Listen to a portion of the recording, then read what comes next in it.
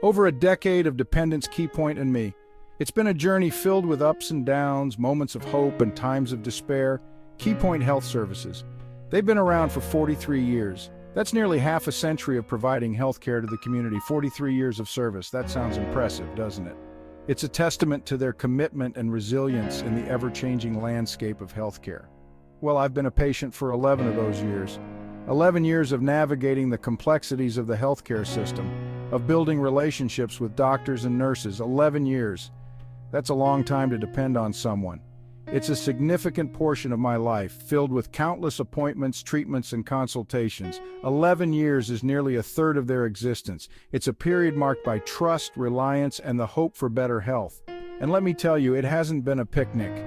There have been moments of frustration, times when I felt like just another number in their system. I rely on KeyPoint. They provide essential services for my well-being. From routine checkups to critical treatments, they've been a cornerstone of my healthcare journey. It's a relationship built on necessity on their part and mine. We depend on each other, but sometimes it feels like the balance is off. But somewhere along the way, they seem to have forgotten that. Forgotten the human element, the personal touch that makes all the difference. Forgotten that behind every file, every case number, there's a human being. This isn't about complaining, it's about highlighting the need for empathy and understanding in healthcare. It's about calling out a system that is broken, a system that often prioritizes efficiency over compassion, numbers over people. A system that has treated me not as a person, but as a problem to be managed. It's a dehumanizing experience, one that leaves you feeling isolated and unheard. For 11 years I've been patient, but no more. It's time to stand up, to advocate for a system that truly cares, that sees patients as people, not just problems to be solved. Let's talk about money, not just any money, but the kind that barely gets you through the week. Specifically, the grand total of $11. Yes, you heard that right. $11. That's my weekly allowance for personal needs, according to KeyPoint. $11 to cover everything from toiletries to any small indulgence I might want. $11. Let that sink in for a moment. Imagine trying to stretch that amount over 7 days. In a world where a cup of coffee costs $5, they expect me to live on less than the price of 3 lattes a week. It's almost laughable if it weren't so tragic. This isn't about being greedy. It's not about wanting more than I deserve. This is about basic dignity, the ability to take care of oneself without feeling like a burden.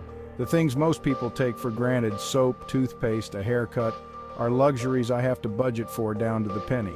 Every single purchase is a calculated decision, and forget about ever enjoying a small treat, going to the movies, or buying a book.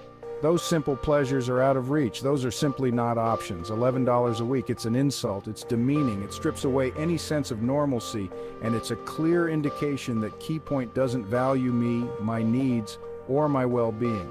It's a stark reminder that in their eyes, my worth is reduced to a mere $11. How can anyone plan for the future or even the next week with such a meager amount? It's not just about the money, it's about the message it sends. The message that my time, my effort, and my existence are worth so little. It's a crushing blow to one's self-esteem and sense of worth. $11 a week, it's not just an insult to my dignity, it's a challenge to my very survival, and that is the harsh reality. For 11 years, I've endured this. I've swallowed my pride, I've made do, but no more. This isn't just about me anymore. This is about every person who has been ignored, marginalized, and forgotten by the system that's supposed to be helping them. This is about accountability. KeyPoint Health Services can't keep hiding behind their brochures and mission statements. They can't keep throwing pennies at problems and calling it compassion. This fight is about shining a light on their negligence. It's about demanding better for myself and for everyone who deserves more than $11 worth of respect. This is about justice. Section 4, Beyond the Bottom Line, a higher authority. KeyPoint may think they answer to shareholders, to board members, to spreadsheets and profit margins, but I'm here to tell you they are wrong, dead wrong. They answer to a higher authority. They answer to God, and let me be clear, God is not pleased. He sees the suffering, He sees the neglect, He sees the callous disregard for human dignity, and He will not stand for it.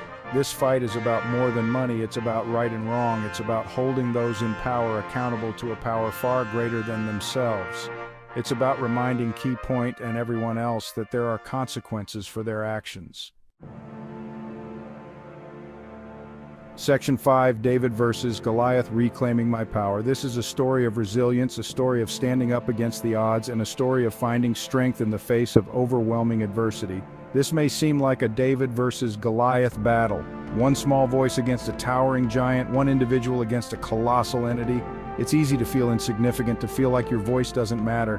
One person against a massive corporation, a single patient against a sprawling healthcare system. It's a daunting image, one that can make anyone feel powerless. But I know the truth. I know that within me lies a strength that cannot be measured by size or numbers. I know that my resolve is unbreakable and my spirit is indomitable. I know that I am not alone. There are countless others who share my struggle, who face the same challenges and fight the same battles. Together we form a community of resilience and support. Thousands of others are trapped in this same system, facing the same struggles. We are bound by our shared experiences, and in that we find strength. Their fight is my fight, their pain is my pain, their hope is my hope. We are united in our quest for justice and dignity. Their voice is my voice. When they speak for me. When they shout for all of us. Together our voices create a powerful chorus that cannot be ignored. This fight is about reclaiming my power. It's about standing up and saying, I will not be silenced, I will not be diminished, I will not be defeated. It's about refusing to be defined by my circumstances, by my illness, or by the pittance that Key Point deems sufficient. It's about asserting my right to be seen, to be heard, and to be valued. It's about standing up and saying, I am worthy of respect, I am worthy of care, I am worthy of being treated with dignity and compassion, I am worthy of dignity, I am worthy of being seen as a whole person, not just a patient or a number. I am worthy of more than just the bare minimum. I am worthy of more. This isn't about them, it's about me. It's about reclaiming my identity, my self-worth, and my future. It's about taking back control of my life and my narrative. It's about writing my own story, one of strength, resilience, and triumph. It's about proving that even in the face of adversity, even when facing insurmountable odds, the human spirit can overcome. It's about showing that no matter how big the challenge, we have the power to rise above it. Section 6, They Will Listen. The walls are crumbling. Key Point, are you listening? Because the walls are closing in. The tide is turning. Your days of operating in the shadows, of ignoring the pleas of the vulnerable, are coming to an end. The world is watching. People are starting to pay attention, and they don't like what they see. Your carefully constructed facade of compassion is crumbling, revealing the cold, hard truth beneath. This is a wake-up call. This is your opportunity to make things right, to acknowledge your failings and commit to change, to finally start treating your patients like human beings deserving of respect and dignity. Section 7. Underestimate me at your peril. This is far from over. This is not a threat, it's a promise. I will not be ignored. I will not be silenced. I will not back down. This fight has just begun, Key Point, and I have the strength, the will, and the righteous anger to see it through to the end. So underestimate me at your peril. Dismiss me as just another disgruntled patient, because I am more than that. I am a force to be reckoned with, and I am coming for what is rightfully mine, and for what is rightfully due to every single person who has been wronged by your greed and indifference. This is far from over.